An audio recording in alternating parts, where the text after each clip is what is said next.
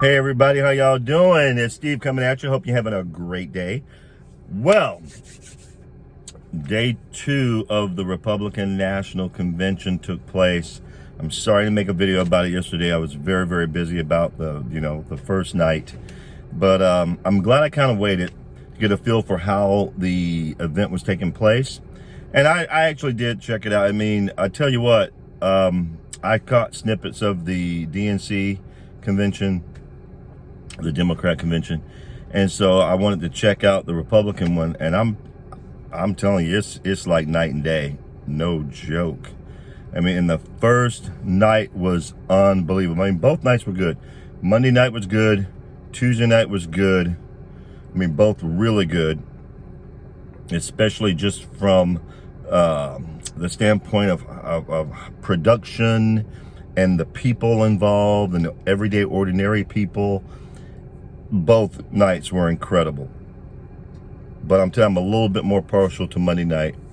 Some great speeches. I loved hearing from Vernon Davis, who's the Georgia Democrat, Georgia state representative, brother who's just like, he's tired of the Democrats playing games, and he was fantastic. Herschel Walker was amazing.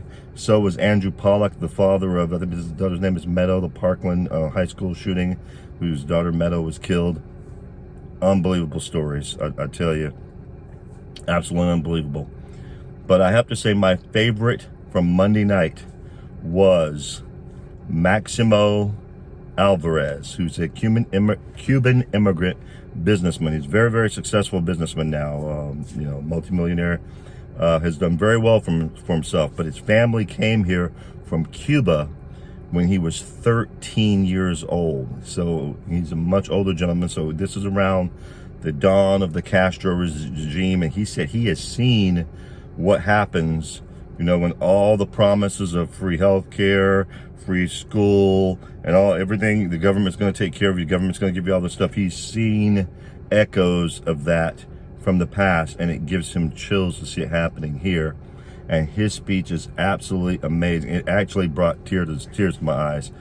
Very impassioned, very powerful speech from just an ordinary guy, business guy, who is not a politician whatsoever. But it was so heartfelt. I'll make sure I add it in the description. Powerful speech. I mean, unbelievable. And then last night I really enjoyed. Last night was great. Daniel Ponder, who I believe is the Attorney General of Kentucky. Sharp young brother. He's got a future if he wants in the party now, and I really enjoyed his speech as well. I love the speech from the officer whose name I can't remember. Is Albuquerque police officer who saw a very pregnant woman who was about to do heroin with some some jacked up dude, addict dude, and he was able to talk her down. And he and his wife, she was very concerned about her baby. She starts crying. She just breaks down. And he and his wife, the officer and his wife, decide to adopt her baby and give her a good home.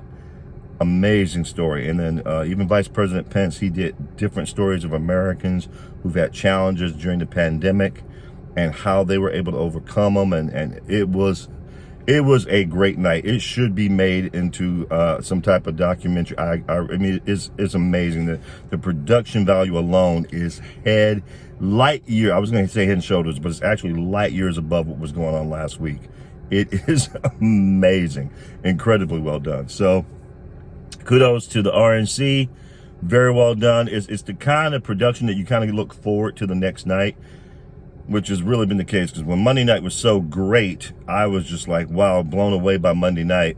And even Senator Tim Scott's speech, who's a black, the only black senator in the U.S. Senate, and he had a line about going from cotton to Congress in one lifetime in his family.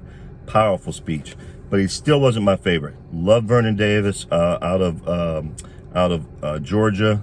Still wasn't my favorite speech, although he was good. He was up there. Really loved Andrew Pollack and his heartfelt speech, and just a regular guy talking about his daughter and the tragedy of what happened to his daughter and how to keep schools safe and how Trump was willing to help him with that endeavor. Great speech. But my favorite was still Maximo. Maximo, that's my guy. Monday night was Maximo.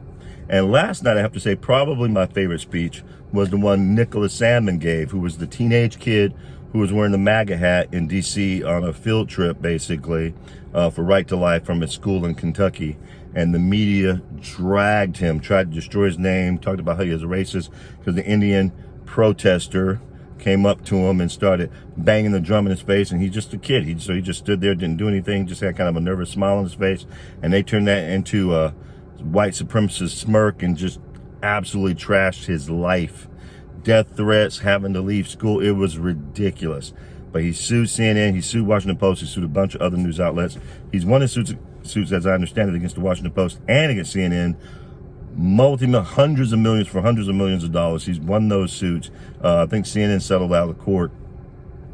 And he's probably the richest teenager in Kentucky for sure, if not the country right now. But his speech was great.